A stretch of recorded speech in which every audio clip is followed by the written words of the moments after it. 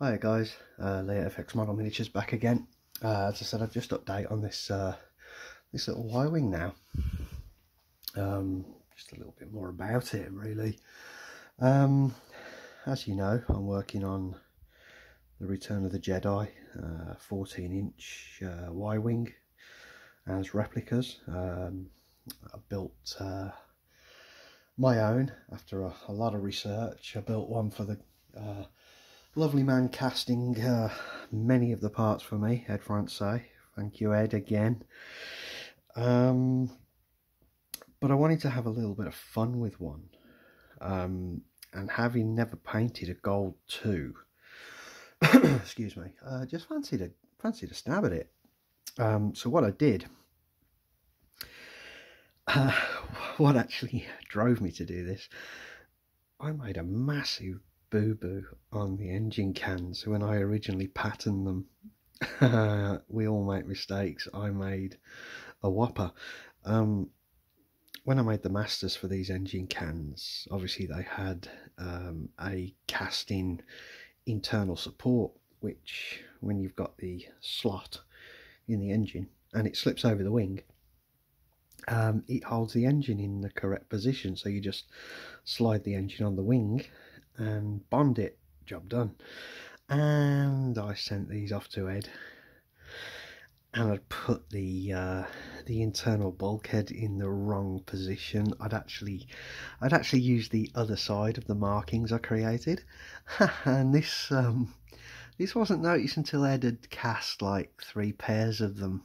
And moulding and casting these, I can imagine, was a nightmare, because they're a one-piece cylinder. You know, they're not halves like on the larger Ywing, the Saturn V's. These are made from a one-piece ABS tubing. Excuse me. So, waste not, want not. These cans, I had to completely grind out that now cast-in resin support shelf. Once that was removed and I had a clean cylinder inside again, I just scratch built 2 more support mounts, which, yeah, no problem. But it was yeah, a massive foul up on my part. But I thought, well, you know, let's use them. So those are the cans that are on this one. And this hull, Ed would call it a B grade or a dud.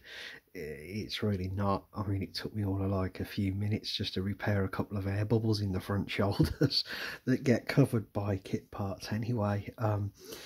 Yeah. And this was what Ed would call a dud cockpit, which it's beautifully cast. It just had a couple of thin spots in the front that I reinforced with resin. You know, it's perfect on the outside. It's superb.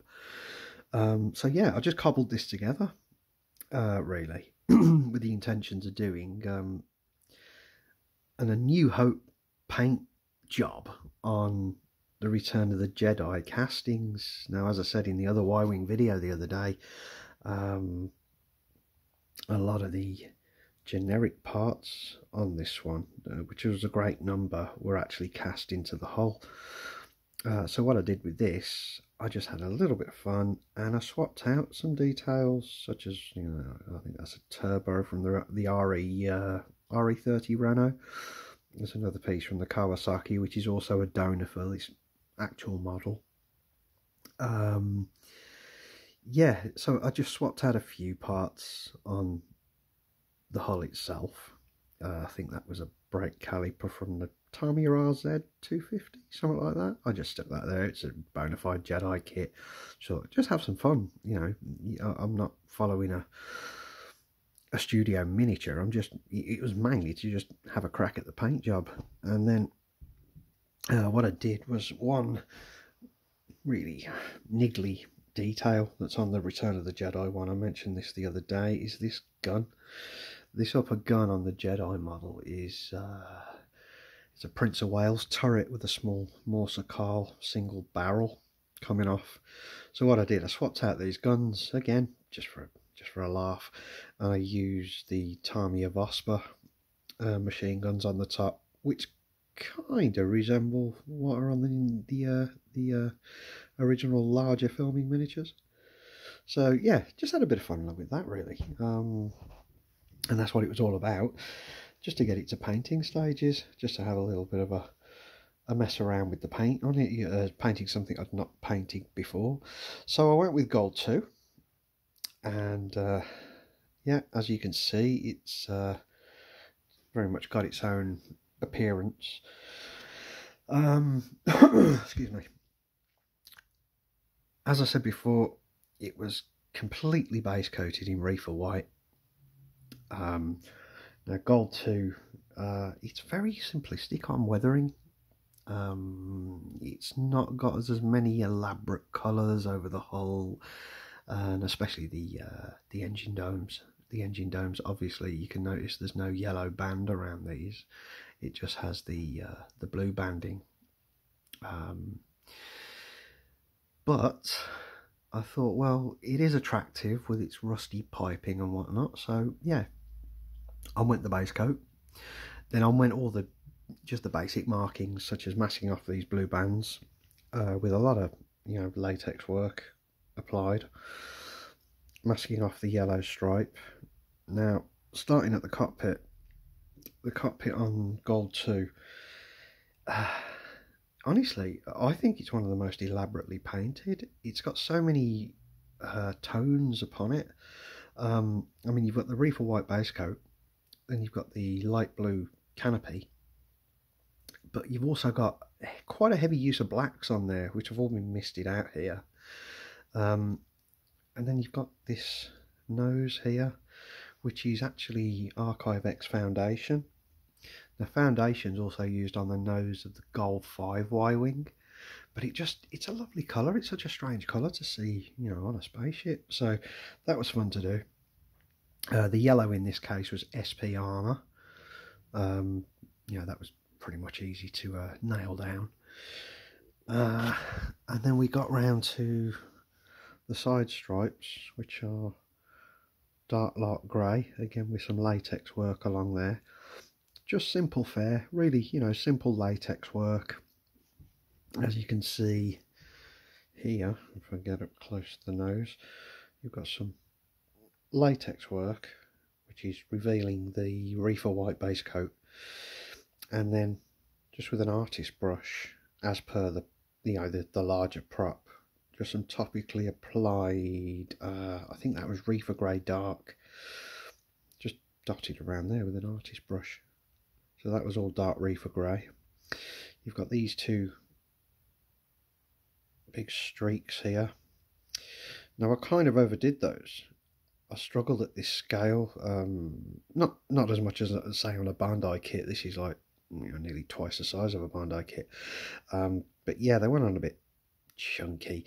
So I just took some masking tape, rolled it into a ball and dabbed at it, and it got quite a cool effect. That was just grime. They were just streaked up in grime, which came out quite nice. Some of these little markings, many of you may know, on the more so the New Hope models, there were a lot of little black squares all around the models. I mean, I've got them on the canopy here as well, and those are actually from one of the vintage Lectra sets. They're just a rub-on transfer, so I used them on this as well. I thought, well, that'd be cool to do. Moving around to this side, here, now you've got two. I'll get a bit of light down here, but yeah, there we go. Now you've got two colours here in the actual stripe. Now obviously you've got your original white, your base coat, and then you've got dark light grey, and you've got M55 light blue. So here the stripe was masked off, easy enough to do, and then I latexed where I wanted to keep the white, okay, and then all across there was just airbrushed in dark light grey, lighter towards the back, heavier towards the front. Now with the same latex in place and masking tape, obviously removing nothing, I then latexed again all around here and shot that in M55 light blue to get that desired effect of that stripe on the miniature. And then you've got some various topically applied and spatter patterns around there. The spatter patterns are done with the airbrush by just flicking the trigger just to create that effect. Lots of misting over the canopy. It's all really heavily misted here on the prop, and then some little topically applied rust sections there. So that covers the cockpit. I mean the underside. Same sort of techniques. I mean, you've got some of the streaks. It's a lot more simplistic here. I didn't really go to town. Some of the little chipping there, that's just masking tape work. You literally, when your paint's applied, especially with enamel, I haven't used acrylics for some time, which hopefully I will be soon. But with enamel, you've got a nice little window where you can take masking tape and start just gently picking at the paint with masking tape. You just roll it into a ball, so all the sticky sides on the outside, and you just gently tap at the paint. Not crazy, but just gentle taps, and with those gentle taps you start picking away tiny little pieces of paint, and it has a really quite dramatic effect. It really works very well. You know, you can go too far with it. Again, less is more, but it's another little tip. You know, I'd known about for ages. I just never used it. So here and there, I do use that technique. Coming round to the nacelles, as I said earlier, I did that little blast mark, and there's some more spattering here. This engine dome itself, quite complex. I couldn't actually figure out exactly what was going on with the miniature itself. There seems to be a lot of latex work, which I've done here. You know, that's just you've got your base coat, and then for instance this here, what I'll do sometimes, I'll mask, say for instance, that small section. Now I can't say whether, you know, this is the way ILM did it. I don't think it is. I'm doing it the reverse. But for instance, I'll mask that section out, and then I'll daub latex all around there with you know, the opposite end of an artist brush. Just daub it around, and then I'll lightly shoot some reefer grey or something through it, and it just gives that chipped up latexed presentation. And then here, again on the prop, there's a mix of that as well as what's here with just topically applied reefer grey with an artist brush. So you've got two different levels of chipping / weathering on that same dome, which is quite, you know, it's quite nice to do. The hull itself, really simple, really simple fare. As I said, reefer white base coat, and because it's gold too, it's very sparse on the weathering. It's not as heavily weathered as, say, gold leader, which is, you know, that's covered in muck. But this one, fairly simple, just noodling in some of the dark lark grey, just letting it wash over some of the details as per, you know, from the airbrush at kind of point blank range. Once that was done, this was all kind of bulk misted in grime. I masked off the domes, and it was just completely just misted across in grime, which then tones everything down, and you get this nice tonal change between the hull itself, the cans, to the domes, to the cockpit. Okay, so yeah, grime is super handy. You could mist in your base coat, which, you know, in this case is reefer white, but the only problem if you go misting over a base coat like this in reefer white, and you've used things like SP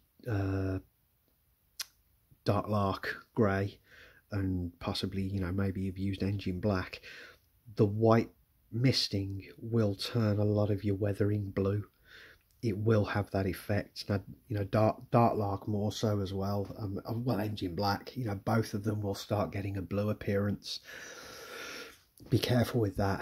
When you're misting, white over can be tricky. So yeah, you don't want to turn anything blue, because then it starts looking a little bit weird then. Grime is just a really nice colour to mist with. Another really nice colour to mist, but really less is more, is Foundation. Foundation's a great colour to mist around with, but in various patches. Just do it in various areas, just to simulate the tones of the film in miniature. So yeah, just be careful when you're misting a base coat back over, such as white. That's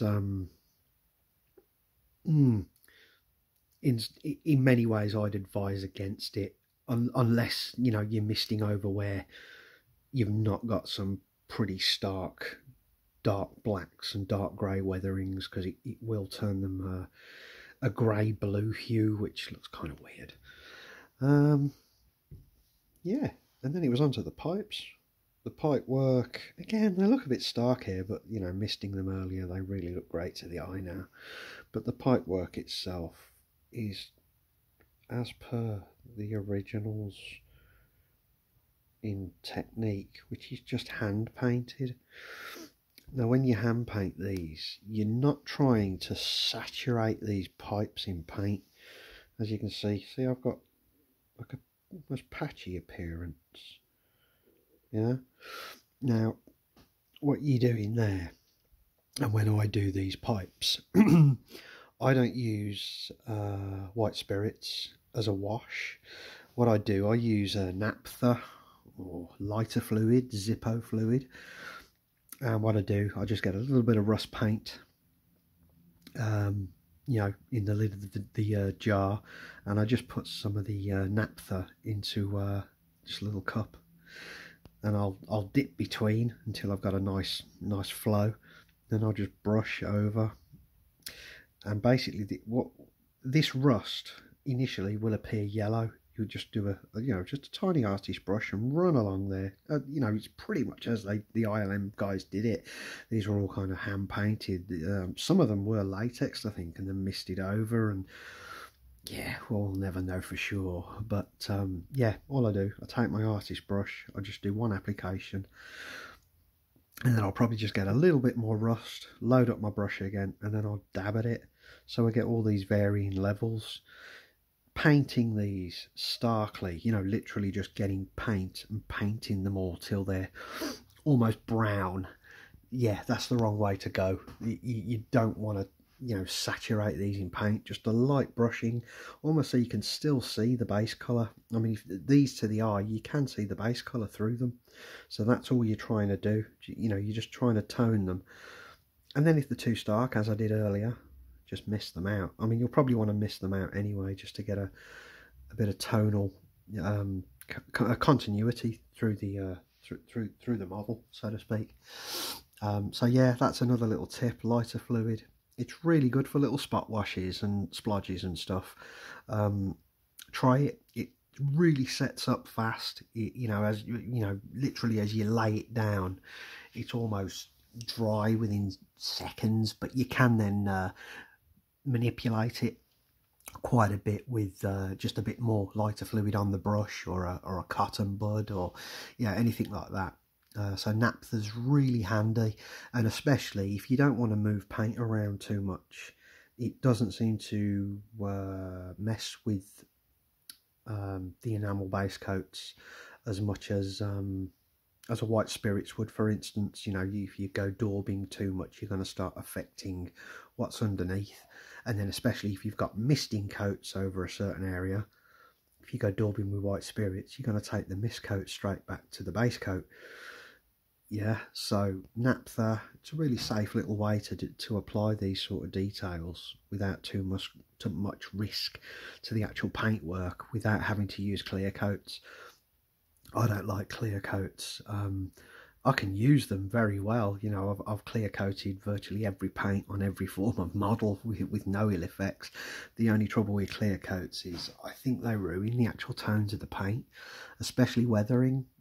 I've always found they give this, even some of the matte clear coats, they give a, for me anyway, they give almost like this wet look to the blacks and the greys, darkening them further, which, yeah, can be annoying sometimes. So I haven't used clear coats for years, and certainly with the Archive X enamels, I'd never dream of using clear coats. So not using the clear coat, straight onto your original paint. Naphtha, it's a really safe way to go, and I've heard it's really cool on Bandai kits as well. I know some of the Bandais struggle with some of the plastics having an adverse effect with white spirits. I've painted lots of, well, not lots, but I've painted quite a few Bandai models now with Archive X enamel and white spirits. I've not had any of that issue, but I always prime the model very well, and I'm very careful where I let any paint flow. But it is a nice little tip, even on resin models. You know, naphtha, give it a go. You know, you might find you like it.